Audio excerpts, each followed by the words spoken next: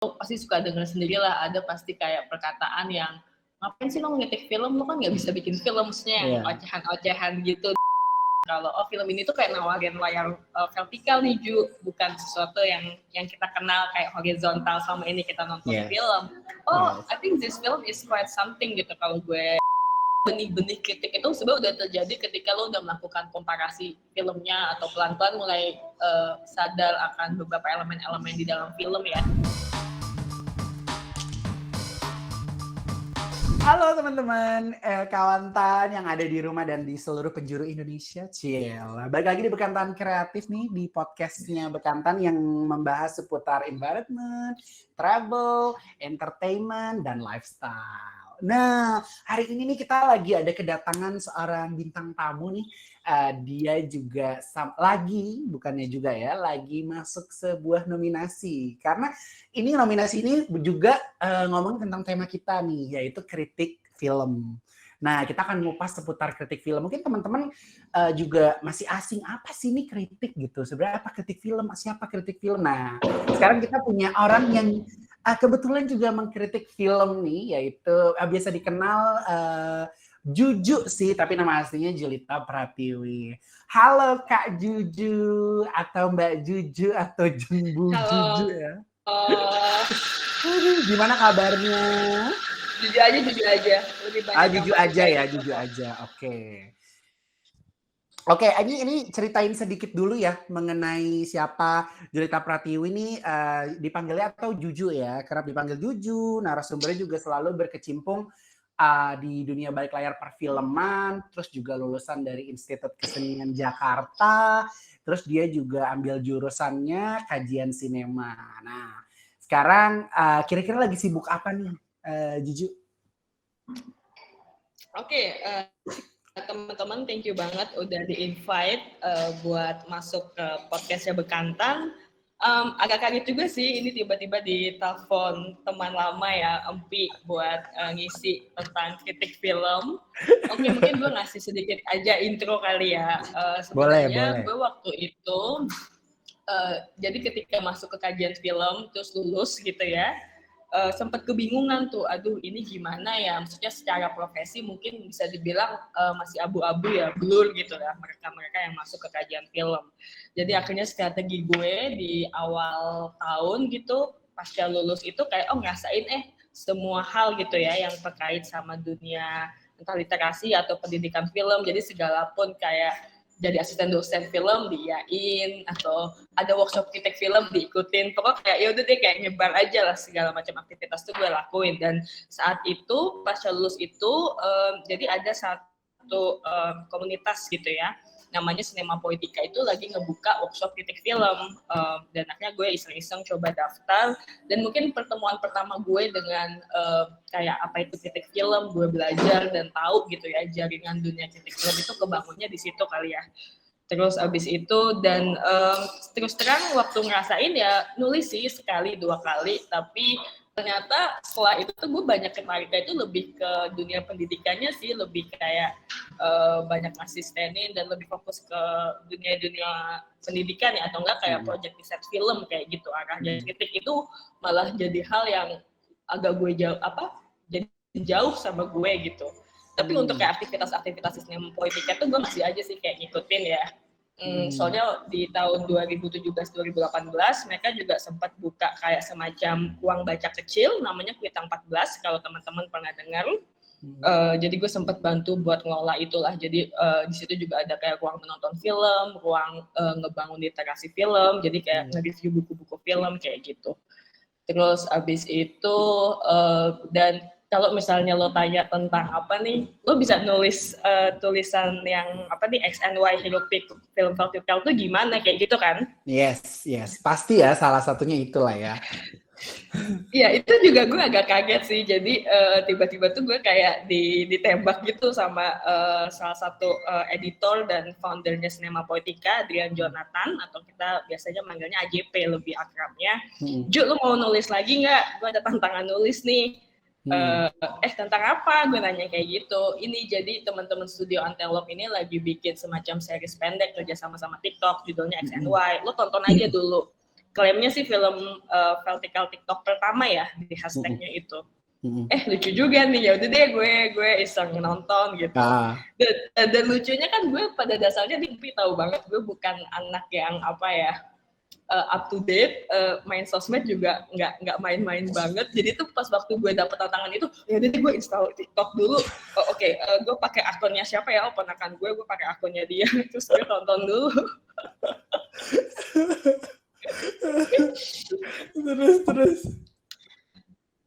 Terus ya mungkin proses risetnya 2 mingguan lah sampai akhirnya tuh tulisan jadi. Tapi menurut lu sendiri karena lu juga yang maksudnya di ngelihat si nominasi kritik ini kan baru ya di tahun ini berarti ya dimulai. Nah, menurut lu sendiri gimana sih mengenai atau tanggapan dari si kritik ini? Nominasi baru kritik inilah gitu. Jadi sepengetahuan gue, tapi ini mesti dicek lagi ya sama teman-teman. Kritik film itu sebenarnya ada kayak awardingnya. Itu sebenarnya di satu lagi itu sebenarnya selain FFI itu ada namanya itu AFI ya, Apresiasi Film Indonesia. Jadi dibuat sama Dikbud, tapi kayaknya sih acaranya tuh nggak terlalu kontinu ya, atau nggak sekonsisten misalnya kayak FFI gitu. Dan ini ya cukup something sih, dan ini kan juga sepengetahuan gue itu penjurian tahun ini tuh kayak kerjasama sama asosiasi-asosiasi profesi yang ada.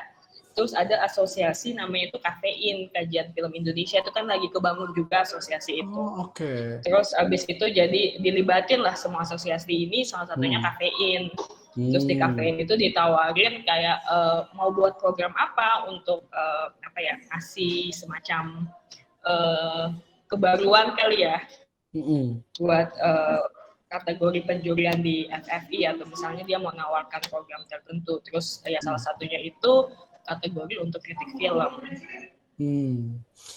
Menarik ya. Tapi menurut lo sendiri sebenarnya, maksudnya gini ya kan, karena gini, gue nggak tahu sih, lo berani nggak sih menyebut diri lo adalah seorang kritik film?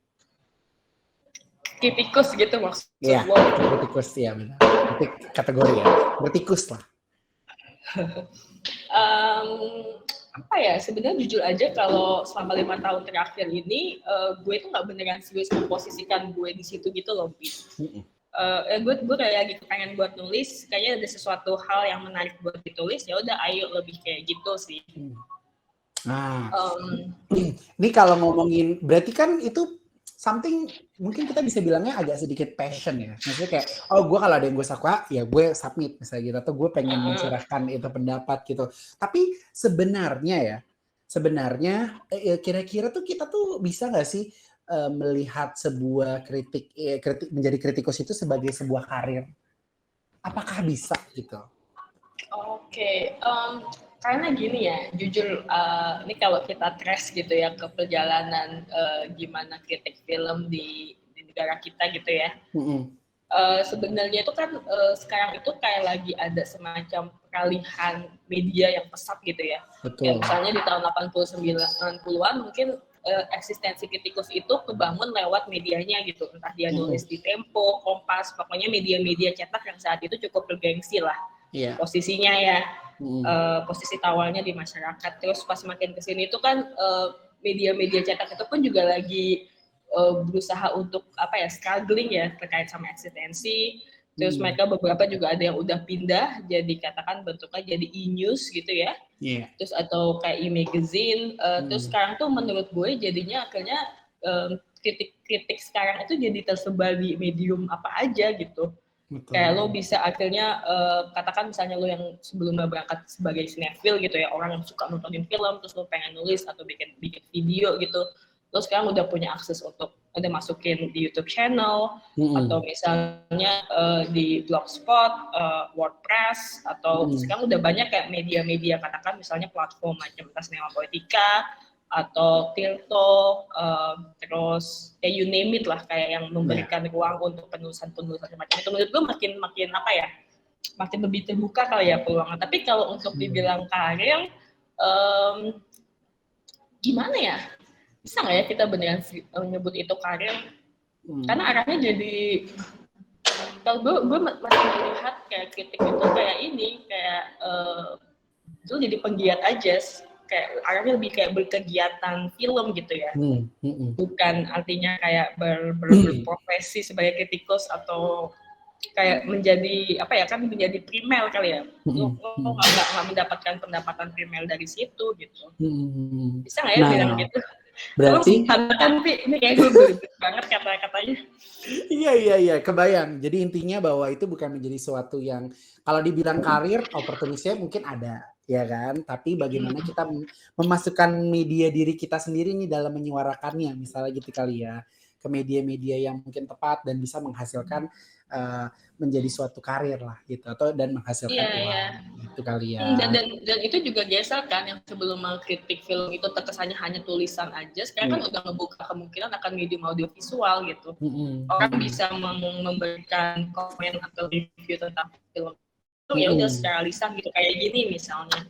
Soalnya kemarin itu yang dibuka itu juga bukan cuma tulisan aja, tapi juga bentuknya medium audiovisual.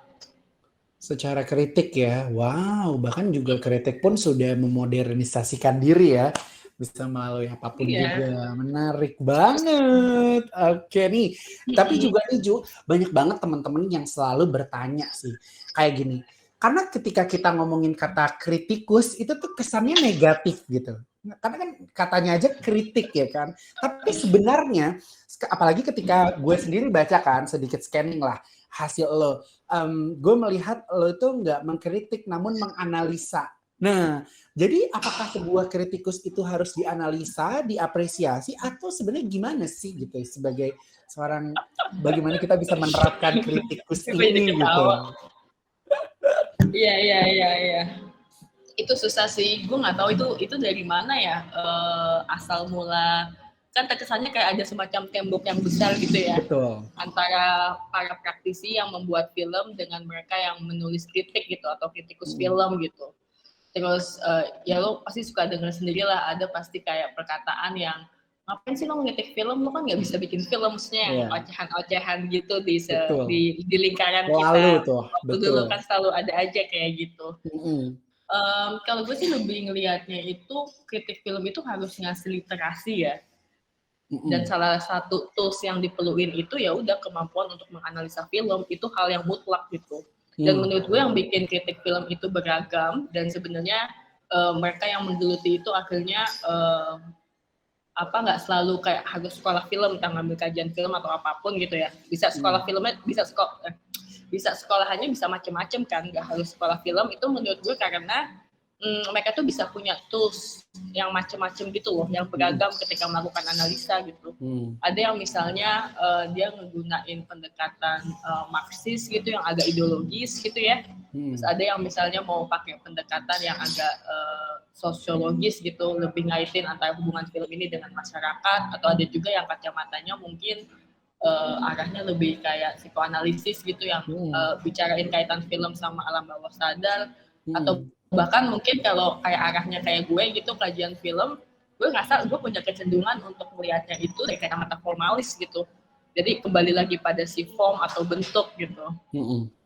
Langsung ingat sekolah waktu gimana kita dulu kayak oke, ingat nih kalimat-kalimat ini ya. Terulang kembali. Jadi akhirnya menurut gue hal yang juga menjadikan kritik film itu menarik itu karena adanya upaya untuk ngasih satu literasi baru gitu loh ke pembacanya, atau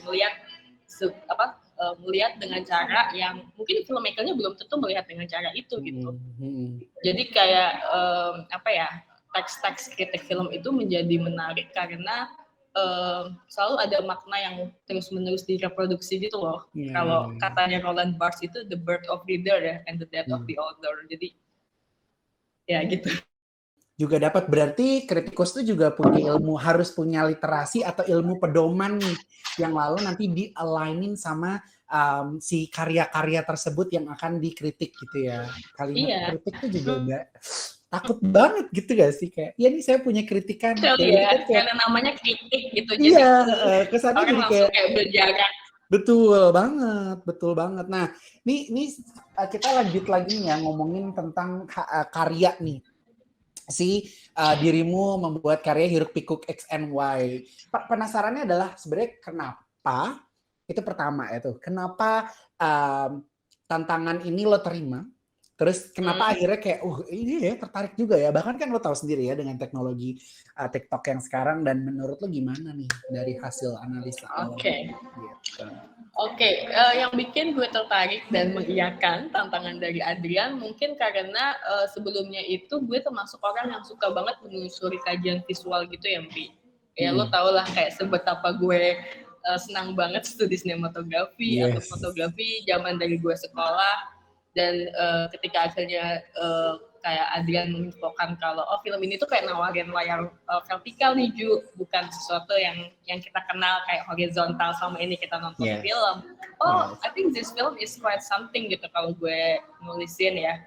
Dan terus akhirnya pintu masuk penelusuran gue itu gitu. Jadi dari tentang si layar format vertikal ini gitu.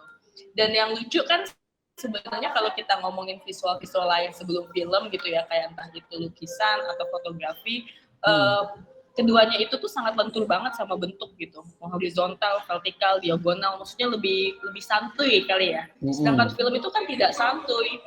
Betul. Emang dari awal itu aspek rasio itu kayak sesuatu yang mutlak gitu, karena kan karena juga kayak pengaruhnya sama kayak teknologi, terus kesepakatan orang-orang bourgeois itu gitu yang bikin klaim emang ini tuh harus segini standar kita gitu. Jadi semua ketika udah ada kata standar ngikutin.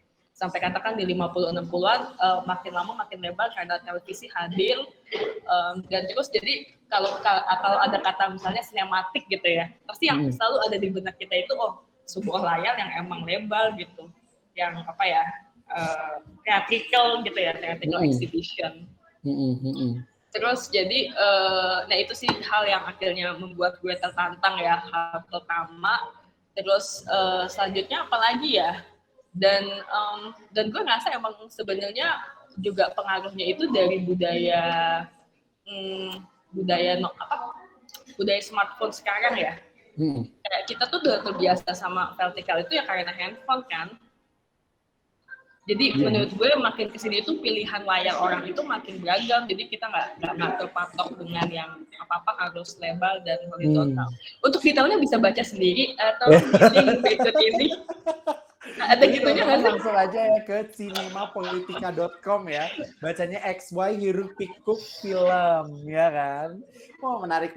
Jadi alasan lo sebenarnya adalah dari bentuk itu sendiri ya, dari bentuk bagaimana vertikal dan horizontal ini berpengaruh ke milenial ataupun ke sinematik lah atau sinema gitu ya. Iya.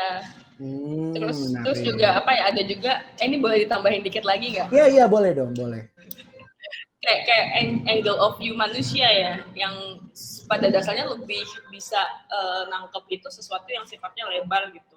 Jadi angle of view mata kita itu nggak diperuntukkan untuk sesuatu yang horizontal. Dan sebenarnya lucu kalau di luar itu sebenarnya jadi semacam di bawah payung nama itu expanded cinema. Si film vertikal ini ada kan dia punya beberapa nama, ada film vertikal cinema, ada juga Tolkien. Tapi jadi kalau di luar itu festivalnya itu emang bioskopnya itu dibuat ini kayak layarnya tuh emang kayak tinggi ya, ketimbang gitu. Melebar ke kiri dan kanan. Iya, dan karena bentuknya kayak bioskop gitu ya, orang nonton rame-rame, dan itu kan cukup melelahkan ya kalau lo nonton kayak gitu. Karena dari atas kan. Iya, lo ngeliatnya gimana, lo nonton gini atas bawah. Kalau kita kan udah biasa begini karena kita ngeliatnya gini doang gitu. Iya. Kalau ini kita butuh effort ya.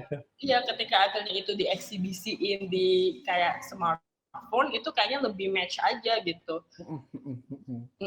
Dan menarik. Di akhir tulisan gue itu X and Y itu jadi kayak momennya itu tepat aja gitu ketika dia dikeluarin dengan kondisi kayak gini. Saya dia bisa ngebaca kondisi budaya nonton kita sekarang gitu.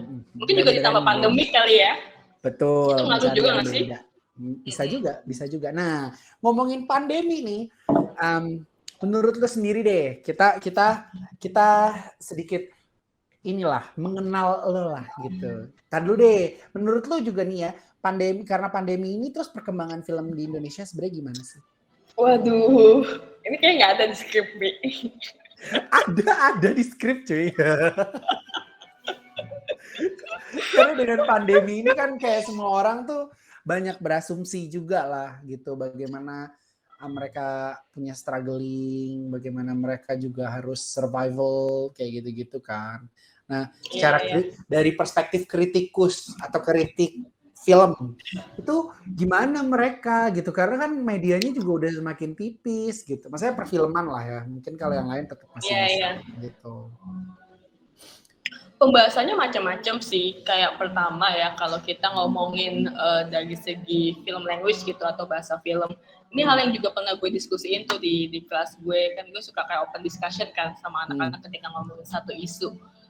Waktu itu kita lagi ngebahasin tentang kemungkinan eksibisi film, kayak katakan misalnya bioskop atau teater yang sama ini kita kenal gitu, yang dianggapnya mainstream, mungkin nggak sih ketika pandemik atau misalkan katakan pandemik ini berkepanjangan, dia akhirnya jadi alternatif. Justru yang mainstream itu OTT itu, jangan-jangan kayak bonus gitu, jadi kayak segala macam itu switch, bergeser, katakan yang OTT sebelum alternatif, dia jadi mainstream. Jadi itu hal yang paling utama, jadi akhirnya segala rantai mungkin dari produksi distribusi itu harus menyesuaikan dengan kemungkinan kalau masa depan itu OTT jadi mainstream. Itu sempat kayak analisa-analisaan waktu zamannya di kelas lah. Terus yang kedua itu sempat obrolannya itu diskusi itu bahasa film kan, selama pandemi itu banyak banget ya film-film yang dibuat katakan misalnya kayak Quarantine Tale lah. Terus abis itu homemade yang jadi kayak kumpulan dari dokumenter, short film yang digabungin jadi satu. Terus kayak akhirnya banyak orang yang mulai mempertanyakan makna arti keluarga, kembali lagi ke rumah. Dan ada menurut gue kayak bahasa-bahasa film yang akhirnya jadi kita tuh sama-sama wondering gitu, apakah suara akhirnya berubah ketika semua orang yang ada di dalam film itu tuh jadinya pakai masker misalnya. Atau misalnya kayak karena berjarak tuh jadi tuh kita kayak full shot gitu, kita nggak bisa close up karena kalau close up kan berarti kita dekat, itu nggak sesuai protokol misalnya gitu. Jadi kayak hal yang dan menurut gue itu hal yang terus menerus dieksplorasi sih. Jadi ya lucu aja ketika lo nemuin hal-hal gitu. Apakah close up akan dihilangkan dari dunia perfilman? Kita tidak ada yang tahu. Karena tidak sesuai dengan pandemik yang saat ini terjadi, pemirsa ya kan. Oke. Terus. Apalagi ya mungkin itu kali ya. Sama mungkin produksi film akhirnya terus-menerus struggle untuk menyesuaikan diri ya. Dan menurut gue sekarang udah lebih ini sih ya, orang udah lebih bisa adaptable. Apa sih satu resilience ya, lebih bisa bertahan dengan kondisi apapun. Luar biasa tuh kan, udah dapat pelajaran banyak ya kawantan ya. Ini belum satu SKS nih, atau satu mata kuliah ya, atau mata pelajaran. Daripada kita capek, coba kita main games dulu ya. Jadi teman-teman kawantan nih, mungkin kalau ada yang pengen tahu siapa sih Kak Juju nih, mungkin bisa kayak kita akan main games gitu. Jadi quick question aja ya Ju. Pertanyaannya kayak misalnya A atau B kayak gitu. Oke. Gamenya kita main game ya teman-teman ya. Ju, pertanyaannya horror atau romance? Romance. Oh, why? I don't want to watch horror. Yes. Oke, sad ending, happy ending. Sad ending. Oh, mengkritik atau dikritik?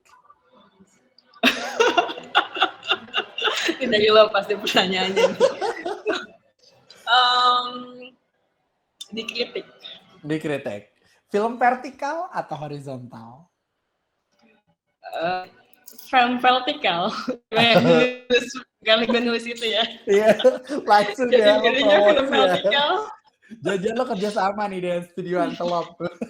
Oke, Studio Antelop mungkin bisa jadi ambasador buat. Oke, terakhir, nonton di rumah atau bioskop? Oh, boleh dua-duanya nggak? Nggak bisa. Harus pilih.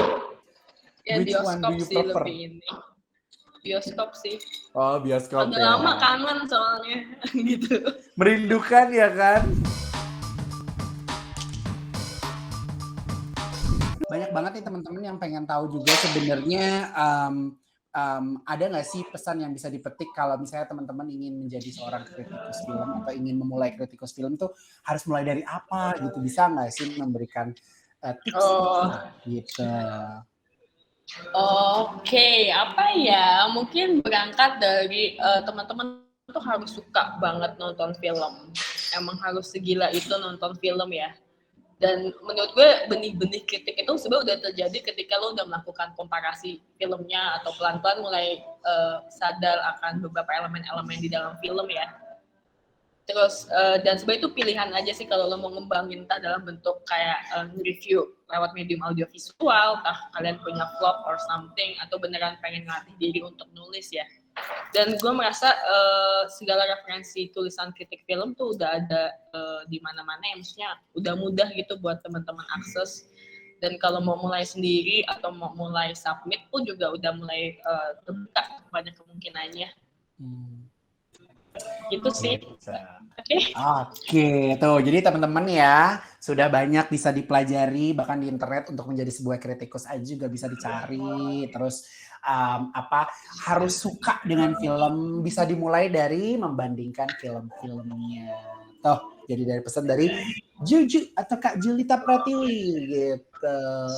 Oke, kalau begitu kita langsung terima kasih nih buat Kak Julita sudah membantu teman-teman Kawantan untuk menjawab pertanyaan-pertanyaan apa sih kritikus gitu atau apa sih nih kritik film gitu. Jadi sudah bisa dibantu terjawab gitu. Baru sukses ya buat nominasinya, semoga menang ya Cie. Jangan lupa juga nih, pokoknya stay tune terus nih buat teman-teman Kawantan yang pengen ngomong membahas apapun, nanti kita akan bantuin nih. Tapi jangan lupa podcastnya itu selalu yang membahas tentang entertainment, environment, lifestyle, dan traveling.